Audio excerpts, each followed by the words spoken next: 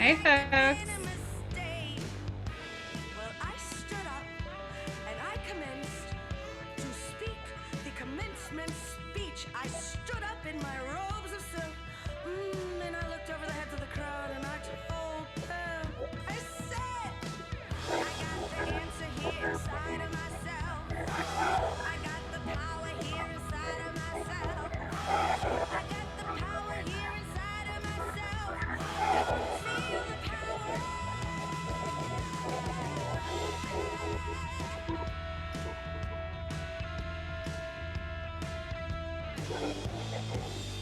You're the guy who wears the right kind of clothes with that subtle behavior. I'm the kind of woman who knows how to get someone to do me a favor. I'm in trouble. You're not alone. You feel the world through a telephone touch. You make some money. Congratulations. Bet you die and then tell me how much. When I was a little girl, my mama gave me a bowl cut and told me I looked like Dorothy Hamill. Everywhere we went, people would say, what a cute little boy. Well, I'm all grown up now. I got the power here inside of myself. I got the power here inside of myself. I got the power here inside of myself. All right. Welcome, everyone. It's good to see you here. I hope that you got pumped up as we got started. We love starting with some music from our speakers that they chose. My name is Danielle Barnes. My pronouns are she and her, and I'm the CEO of Women Talk Design. We are thrilled to have you here for our Speaker Stories event. So if you haven't already, I encourage you to say hello in the chat and let us know if this is your first Speaker Stories event, if you've been to one before. And this is a really special Speaker Stories for a couple of different reasons. So we started this series in 2020 when we moved a lot of our programming online because we thought it was such a great opportunity to be able to have conversations with folks in the Women Talk Design community all over the world and learn more about their journeys. Everyone has such a different path to public speaking and sharing their ideas. And we wanted everyone to be able to hear someone's story that really resonated with them and, feel inspired to share their ideas as well. So we've been running this event pretty regularly, and this one is very special for a couple reasons. So one, we have two speakers today, which is our first time, and they are going to be talking about not just speaking, but writing, because they wrote a very special book that we want to make sure you all know about. And then I'm also personally very excited to have this conversation moderated by Frances, who is the operations lead for Women Talk Design. She's been behind the scenes in a lot of these conversations and will be leading the conversation today. So without further ado, please help me hand it over to Frances and she'll get us kicked off. Hello, everyone. I hope you all are doing well today.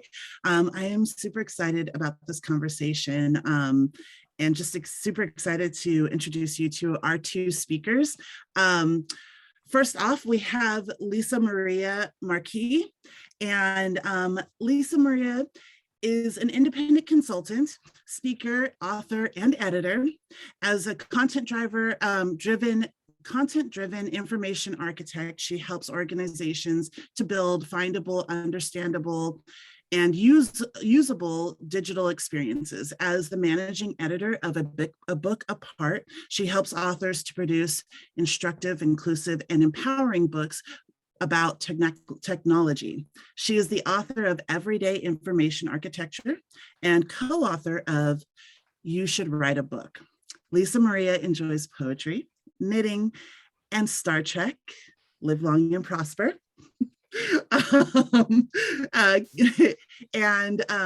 She lives near Boston with her partner and several dogs.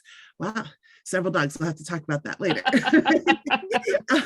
And then our next speaker is Katel LeDû, and Katel is the CEO of A Book Apart, where she helps passionate tech community members become successful authors. She's also the founder of Luminal Bloom, a coaching practice where she helps people bring creative purpose to life. Previously, she worked with National Geographic as their digital director of photography and has been in publishing since the early aughts. In practice, Katel supports folks in to cultivate creativity, develop social awareness in themselves and in their work, and embody sensitivity and empathy as superpowers. She loves taking time to run long distances, reading, knitting, and learning the secrets of life from her snaggletooth mutt, Hugo. Lots of dog love here. I love it. I have my pup that I love as well. Yes. It's so great to have both of you here. I really appreciate you taking part in this conversation. And let's just go ahead and get started with from the beginning. I'd love to hear about your journey. So one of the first questions I have is, which came first? Was it speaking? Was it writing? And why do you do it? Why do you speak? Why do you write? And let's start with Katel first, and then Katel, once you finished up, then go ahead and jump right in, Lisa Maria. Great. Thank you so much for having us here today. This is wonderful, and I'm so pumped to join all of you. Gosh, okay, so yeah, let's start at the beginning. It's it's a long time ago at the beginning at this point. So I definitely started in the writing camp of things. I will start by saying, and just being very upfront and transparent about the fact that public speaking has always been and still is something that is a much steeper hill for me to climb to get to. I've had a fear of public speaking for a lot of my career, and being in typically male-dominated career fields has not helped that. And so I spent a lot of my early career looking for ways to share my voice. And writing was one that felt sort of most comfortable to me. So I think that's why I spent a lot of time there. Now, that isn't to say that I don't like talking about the work that I do. As you can see, I'm here today. But that felt really important for me to actually learn along the way, that certain ways of expressing my ideas and certain ways of talking about the work that I do felt more comfortable and more within reach for me, and that it was okay to focus on those. So that's sort of where I got started. And I think because, maybe not because I started in writing, but it feels that way, that's sort of where my heart has stayed. And that's where I feel like I've developed most of my passion and my skill there. I'm very different, which is to say, I would say, which came first, writing or speaking, is a very chicken and the egg question, because in a general sense, as long as I can remember, I've been interested in writing. I've been interested in being on a stage. Those things have always been very intertwined for me. From a career perspective, the speaking came first. I've always been a writer. I've always been writing, whether it was, poetry or blog posts or fiction or essays or whatever it was. But in terms of my career, doing something professionally, I was making speaker decks long before I wrote a book. So it's very, very, they're both, they certainly feed on each other. They benefit from each other. But one of those things definitely came first. And I don't know why that was. Just, I've always been comfortable with public speaking. I've always been comfortable on stage. When I was little, I wanted to be an actress. Turns out I'm terrible at it, just not a good actress. But I was always very comfortable showing off and being the center of attention. So yeah, why not get up on stage and tell people about my work? That seems fun. I don't know. That's not how it is for most people, but it's for not.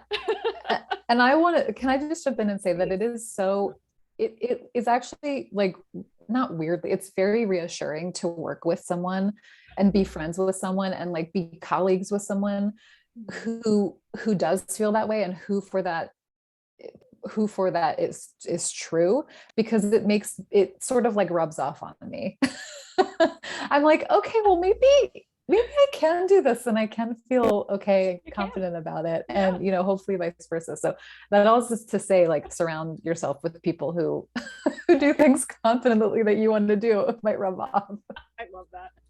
That's awesome. I love that both of you have such opposite starting points, but they complement one another, which I think is amazing and just a really cool way. And yeah, you're right. When you have a friend that you can feed off of and they can push you in a direction that maybe you're not as comfortable and you can do the same for them and you can kind of work off of each other, it makes it such a beautiful and like just helpful relationship and really like helps you to grow. So that's awesome to hear. And it's awesome to hear like two different journeys, because I think we always forget and we think that, oh, everyone has the exact same journey and I've got to do it the way they did it. And I love that.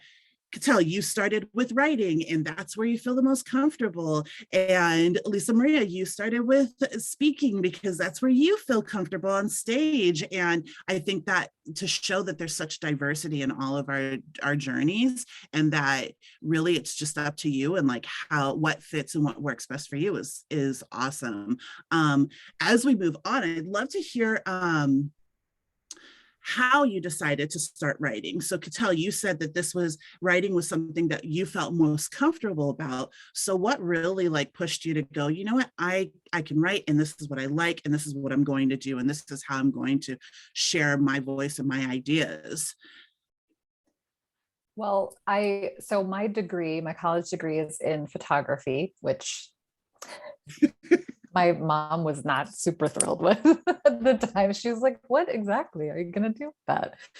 But I minored in English because I loved just from a young girl and like in high school, I liked writing a lot. And I did well in English, like for whatever reason that felt sort of most accessible to me. So I think minoring in English felt sort of like, okay, there is this skill that I can definitely use sort of no matter what.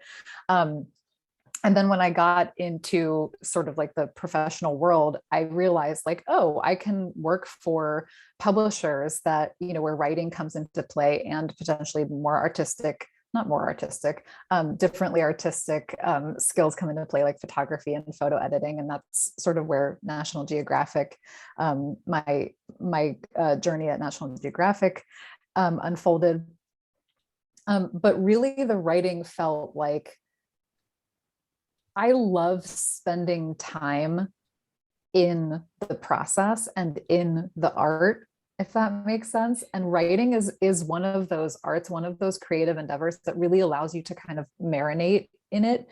And if any of you have done any writing, it usually takes a long time to kind of to craft something into its final form. And for many reasons, I just really love that aspect of it.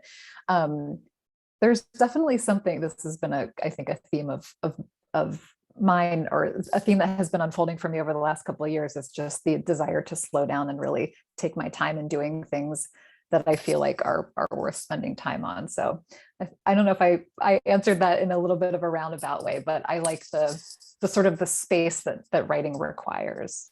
Yeah, absolutely. Yeah, and Lisa Maria, being someone that started with speaking, how did you jump into writing? What pushed you towards writing? Well, like I said earlier, it's something that was just kind of always with me, very similar to Katel in that way, in that I was always kind of doing it and enjoyed English in school. I too have a minor in English in my undergrad. And then I actually, I studied design in college and sort of hated it, if I'm allowed to say that. It wasn't the best fit for me. So I took a lot of refuge in my writing classes and ended up going to graduate school for writing.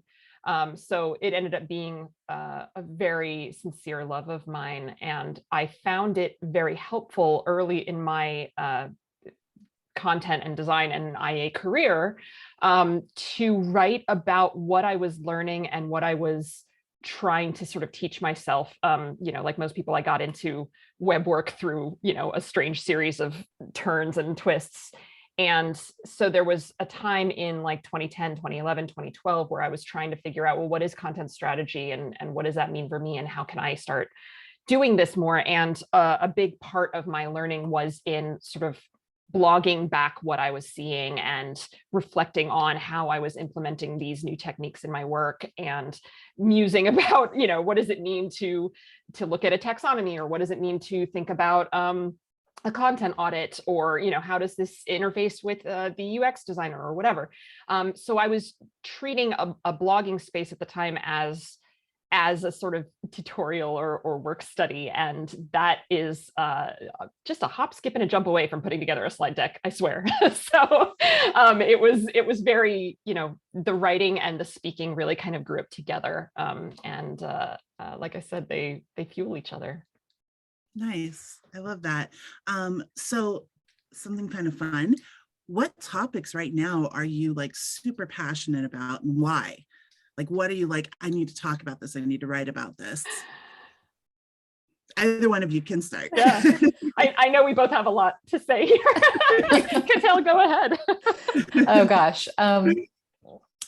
One thing that's sort of top of mind for me right now, which I'm still working out how I potentially want to talk or write about it, is something that came out of actually the book, You Should Write a Book, that we wrote. And in sort of pushing it out into the world, we heard feedback and sort of comments that were like, oh, this is so encouraging. I have ideas, and I think maybe I do want to write a book, but what about imposter syndrome? And hearing that, more than once, it really landed in me for a lot of reasons, one of them being like kind of wanting to dissect what imposter syndrome is, and the fact that so many of us feel it as though it's a thing prescribed to us, and a thing Especially sort of as like women. Especially as women, and especially I think it's imposed on folks who are in marginalized identities as a lack of confidence thing. And I want to look at that a lot more closely in terms of lack of confidence versus visibility, not having, not being invited to the table, or just literally being shut out from conversations, and what that actually means in terms of imposter syndrome. That, it's very different feeling like you're showing up to something and you have no idea what you're doing, versus just not feeling like you have the space to share what you know. And that's very different. So that feels like the biggest thing top of my mind. And of course there's, sorry to, do this in public, Lisa Maria, but I have a strong desire to turn You Should Write a Book into a workshop. So just putting that out there. Love it. I love it. From a design career perspective, the thing I'm very, very interested in speaking about right now is, generally speaking, I'm interested in information architecture because I'm interested in information spaces and how we experience information on the web. And so what that really means is, how do people interact with things? How do they make decisions? How do the people who are doing the design interact with things and make decisions? Which is a very long-winded way of saying that I'm very interested in systems thinking, and sort of how do I help other people to be able to see the systems in which we're operating, whether that means the systems in which we are accessing the web, the systems in which we are designing the web, and how can we identify the real blockers within it, whether that's, something blocking access, something blocking one's ability to really speak for users in their organization. What is it that's actually hindering our ability to make good websites? Because it's 2022 and I've been speaking for almost 10 years and I'm saying the same thing at conferences over and over, and it's like, why are websites still bad? Hey, at least we've all got job security. But I really want to unpack, what is it that's really hindering us? What's really getting in the way of doing good work? And I think so much of that comes down to, can we see the system that we're operating in, and can we change it? can we actually act on the system and get it to do right by our users? Nice. I love that. I think that's super cool.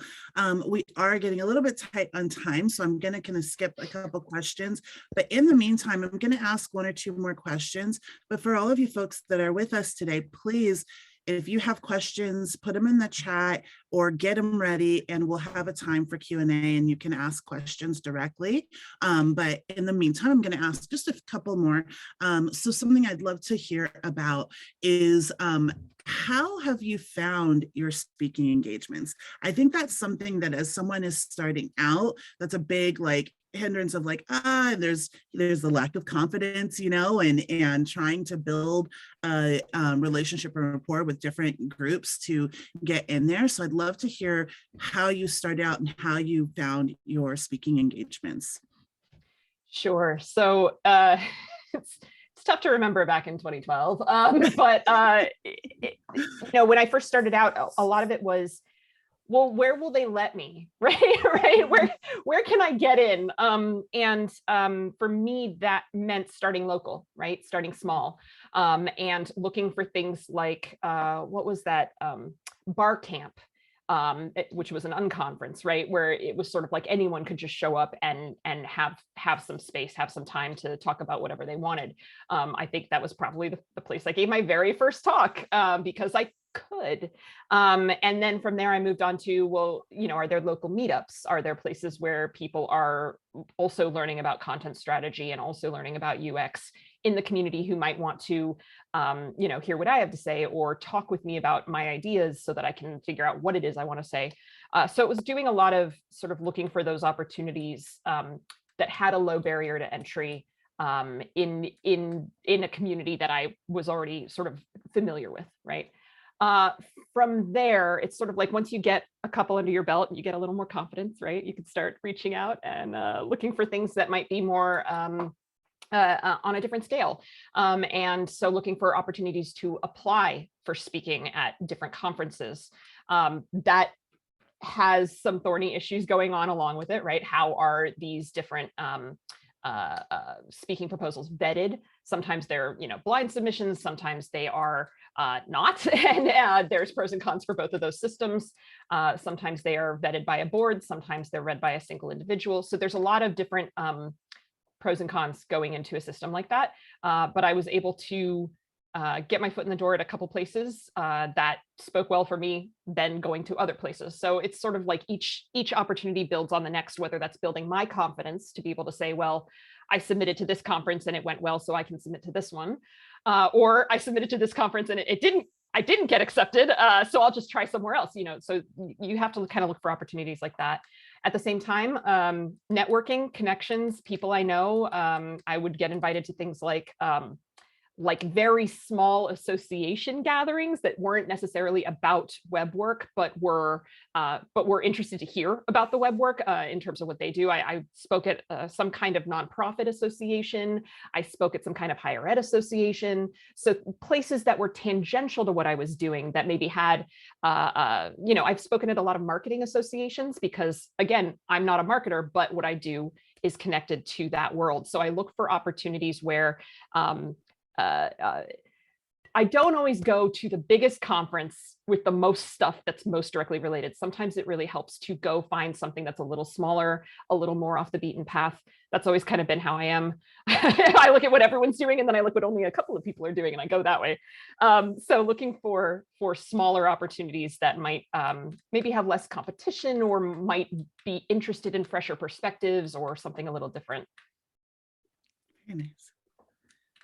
And Katel? I was going to say, I typically don't do, I think like what people might imagine is like a traditional sort of, speaking circuit. Do people say that anymore? Sure. Especially over the last couple of years where things have, changed in terms of format and sort of channel and the way that we do these things, which is really amazing. My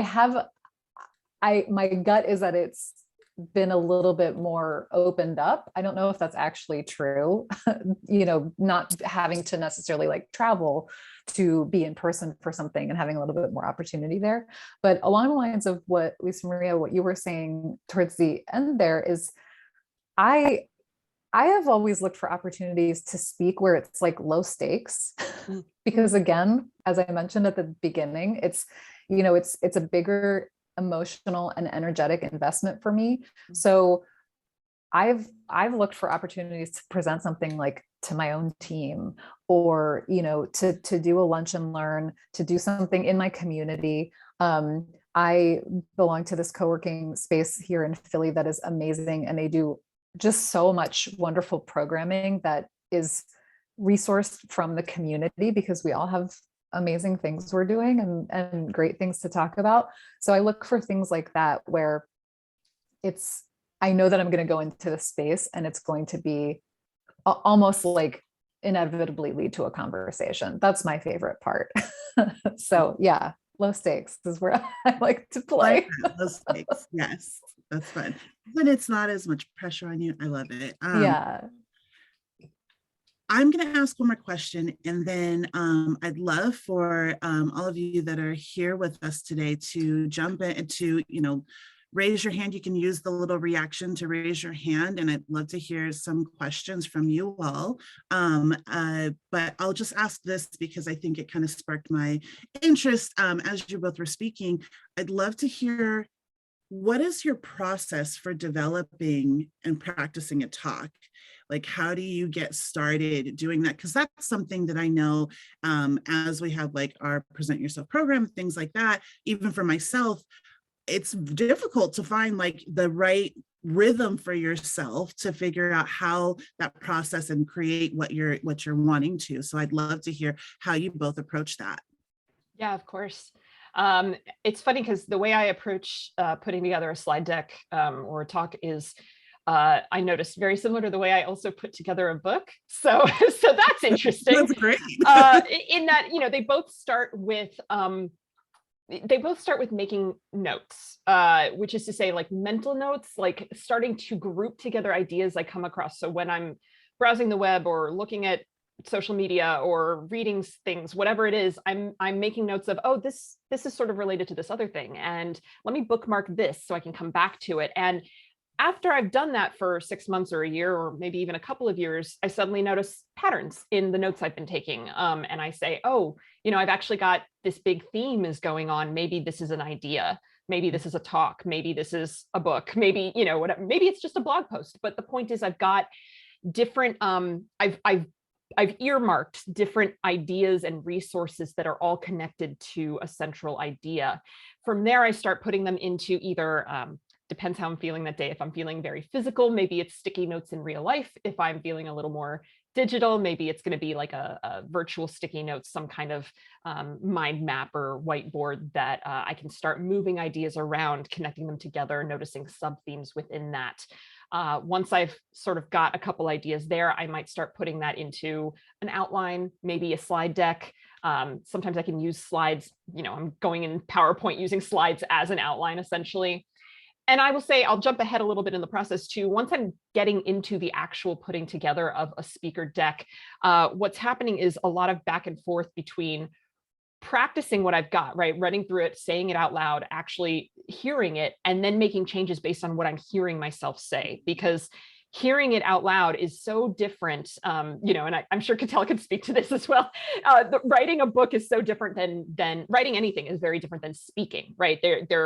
There's a lot of similarities, but ultimately the way you deliver something spoken is very different than the way you deliver something written down. And so when I'm making notes of what I want to say, and then I go to say those notes out loud, I realize, oh, actually, I really want to jump to this idea before I jump to that one, or I really need to slow down here or add more detail here. So you have to kind of be willing to go back and forth between, let me practice this talk, let me say it out loud, and then let me write things down. Let me practice with moving the words around. Nice. I love that. Yeah. I mean, I echo everything you said. I think speaking anything out loud and sort of understanding what the pacing and the rhythm sounds like and what the words actually sound like coming out of your mouth is so invaluable.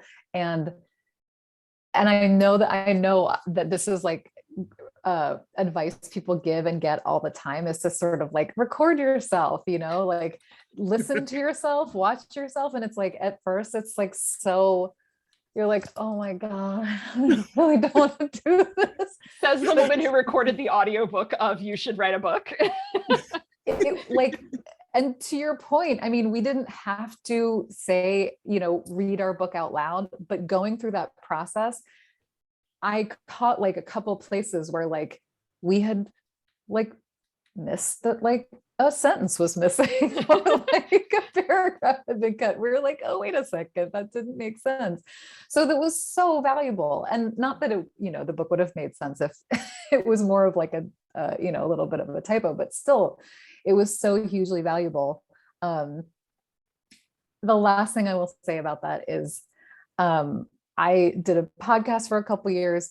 That very much helped. I put myself into a situation where I was sort of forced to listen to myself and hear how I sounded. And I will tell you right now, I like how I sound. And I think most of the time I sound like I know relatively what I'm talking about. And I think that you all do too. I bet if you recorded yourself today, that would be what it would sound like, even if it doesn't sound like that to you. I promise you it does. It's really difficult, but I highly encourage you to give yourself some love and grace there. And even if you don't believe it, just say it. I like how I sound. This sounds fine. I love that advice. My niece recently discovered that you can play, like if you write something in Google or what have you, you can just play it and the computer will read it for you out loud. And she's like, it's like a whole new world opening up, because then I catch whatever typos I made, or if something just sounds a little off in the grammar or what have you. It's been really, really helpful. And now I'm starting to do it. It's just a huge thing. And then hearing your own voice is always like a little jarring at first. Yes. But you get used to it. You 100% do get used to it. I'm an actor. And so the first time I heard my voice, I was like, oh my goodness, what am I hearing? This is horrible. But then as I went on, I'm like, okay, it's not so bad. Like, it's beautiful. In fact, I could listen to you all day. So Yeah. I think we have very warped perceptions of, how we are in this world. Yeah. And we've just got this one voice with Exactly, us. So exactly. You have something to say, right? Yeah. So we have a question, and thank you, Jen, for putting this question in the chat. And this is a question for Katel. It says, what's the writing equivalent of the speaker circuit? So many connection opportunities are verbal, which I love too, but finding a place for short writing feels like you have to create your own blog, Substack, Zine, etc. Curious what else is out there. It's a great question. Oof, that is a great question. Thank you, Jen, and hi. So I think I know blogging, capital B blogging, has sort of morphed over, the last decade or so. And it's not necessarily, it's still a thing. I feel like we've sort of transitioned into newsletters and like you said, zines, but I do think that having a personal writing practice, from my experience, has felt almost, I won't qualify it as like better or worse, but that is really helpful in figuring out what your voice is. And then really it's a matter of like sharing your work with as many people as you can, and finding the outlet, the channel for that. Lisa Maria, I know, has a newsletter and it's wonderful. And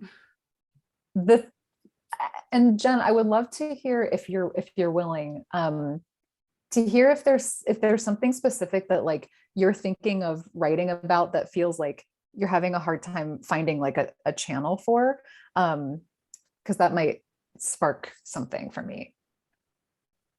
Yeah, it's a great question. I have my newsletter, and also shout out to Katel's writing group that she hosts for anyone that wants to develop a personal practice.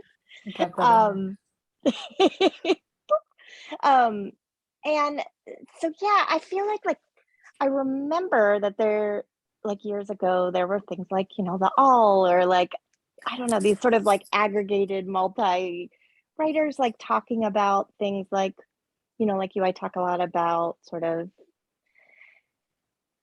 kind of people reimagining themselves, or like stories about things people are doing. And I love my newsletter, but it is, mostly a handful of friends and my parents who are my top readers. I love that. Look, They're you so have a great. crew. It's great. I do. In some ways like that's great, but I'm always like, oh yeah, where else would this fit in with people kind of writing about similar things? So it's kind of a way to talk to new people, but also to kind of have kind of a group. Maybe as I'm writing this, or as I'm speaking this, I'm thinking out loud of like, maybe I should start something like this. No, I think that's such a good question, because it does feel like, I mean, Lisa Maria should jump in here, because I don't want to talk out of turn. Like, it does feel like there is a bit of a delta between like personal missives and like being, capital P published in a trade, or like in, an online magazine or whatever. I mean, of course there's Medium, I guess that would probably fall into blog, or, articles, depending on who the publisher is. But I mean, a lot of times if you're looking to sort of like have a piece published, that's something you can point people to, and is reaching a different audience. The process is similar to pitching a book, in that, you're sort of reaching out to someone who has maybe that audience and saying, I have this idea. You might even have something already written or partially, crafted, and saying like, I basically selling it to them, right? And I want to say that in the least capitalism and productivity focused way, but saying, I have something that I think your audience would be really interested in. I've been thinking and speaking and writing about this for 6 months, and this is where I've gotten. And it's, yeah, Lisa Marie, I'm curious if you have. Well, what better comes up advice. for me is a question, which is, what's your goal with Yeah. with where you're what you're looking for, in terms of, is it that you don't feel like what you have already is reaching enough people, or the right people? Is it that you're trying to reach a different audience? Is it just that you want, a wider publication? Because if it's something like, well, I just have small thoughts on, professional related things, LinkedIn is a great place right now to post things. Oh, yeah. That's short, it's low stakes, but if it's more like, hey, I wish that my essay would go up in the all, there's a lot of different websites that are like that right now. I'm thinking of like Salty. I'm thinking of, Oh, yeah. what else am I thinking? Like there's a lot of different places, but that, like Katel said, is like pitching a magazine on a story. So it really comes down to, what is it that you're trying to accomplish with placing your pieces, and finding that platform. Yeah. Oh, that's such a good point. And I cannot necessarily answer those questions right now, but also very excited. I feel like I've like lost touch with things like where people are publishing similar things. So I think also it's a mix of trying like a platform like LinkedIn, but also doing a little more investigation into like, where are more people writing about things I care about, to see if I'm a fit. Doing more Yes. reading. Thank you both. I Doing more love reading. that. That's Yeah. actually advice. I mean, we give a lot to folks who are, who are thinking about writing a book and sort of wondering like, where do I even publish this? Like how, and like, what's the process? And I mean, of course, we all know sort of like the big now 4 instead of 5 publishers, but it does feel a lot like that when we think of magazines and online presences. We're sort of like, oh, it's just these. But if you look at the newsletters and the folks that you read online, I bet it's much more diverse and much more varied. And to Lisa Maria's point, to start to look at those and be like, oh, the thing that I'm thinking about would fit there. It's a little bit like, I mean, I know we're short on time, but it's a little bit like when you want to start speaking, and it's helpful to sort of look at, well, what's your dream conference, right? Like, what's your dream speaking gig? Like, maybe that's not the first place you're going to pitch, but like, you're going to work up to it. And I think the same thing goes for publishing. If you've got a dream press, you've got a book that you love, that you're like, I want to be just like this book. I've got an author I love. I want to be just like this author. I've got a magazine. I just love reading this magazine and I want to be in their ranks. Like you have to have those sort of personal loves and personal goals. And it not only gives you something to work towards, but it also ensures that you are paying attention to what those platforms want and what those platforms do. And you can sort of start working towards meeting those requirements and fashioning your pitch for whatever it might be to sort of align with that. This is so good. This is a lot. Thank you so much, Jen. We do have another question from, I hope I'm pronouncing your name correctly. If I'm not, I thoroughly apologize. Nelsie.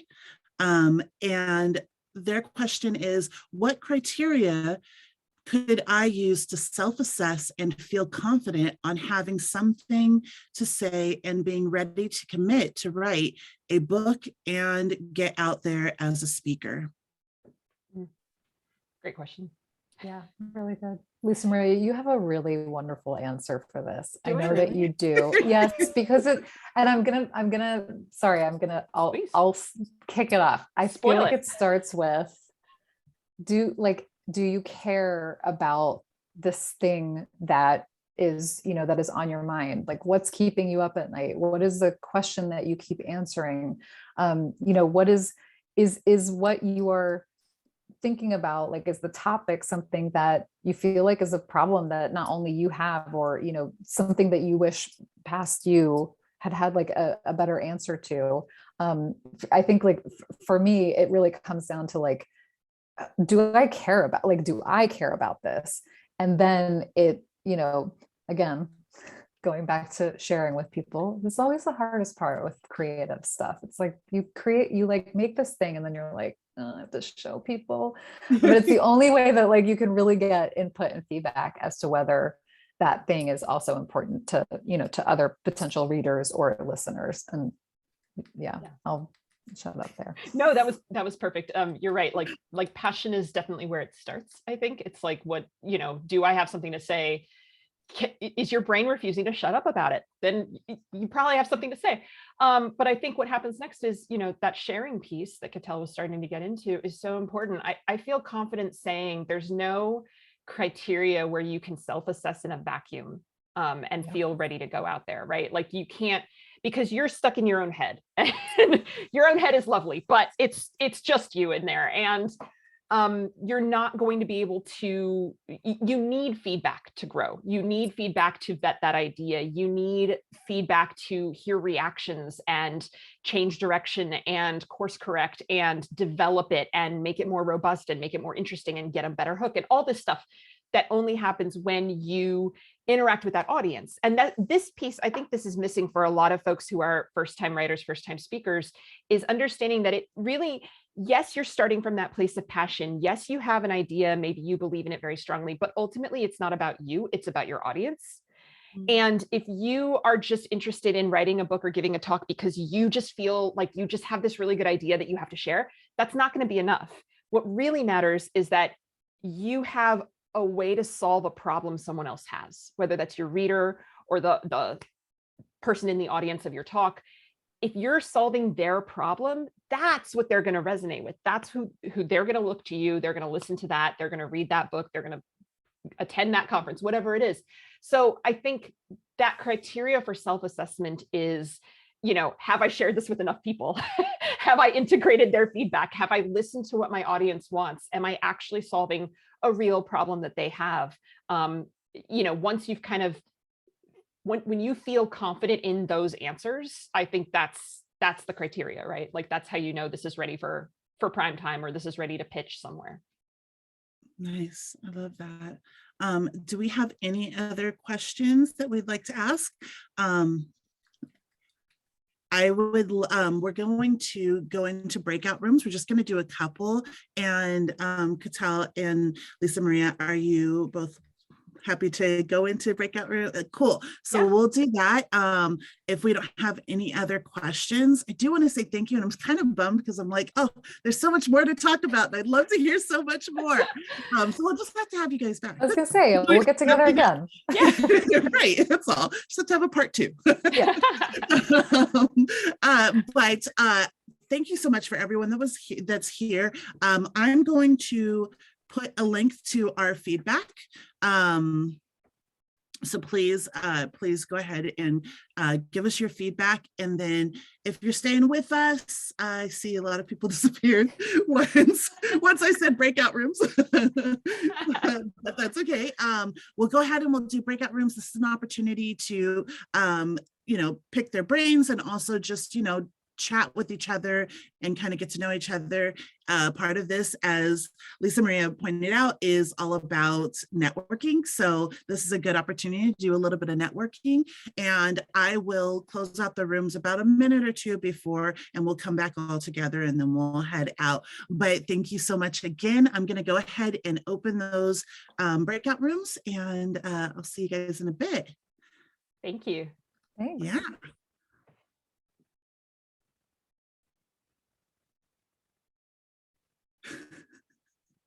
Oh, hey. Oh, it's still recording. Oh, whoops. Let me pause it again. Welcome back. So I have one more question for you that I think is pretty important, and I think will be something that's just helpful to everyone. It's something that's always on the top of people's mind, because how do you sift the good advice from the bad advice? We always say take it with a grain of salt a lot of times. So I'd love to hear what's the advice that you've been given from either a speaker or writer that was the best, or if there's like the worst, or what advice would you give someone that's just starting out?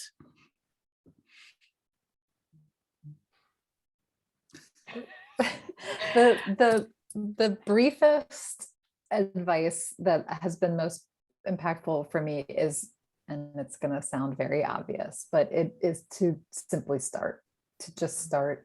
And whatever is in the way. Have you ever heard this? I'm gonna not attribute it well. It's whatever is in the way is the way.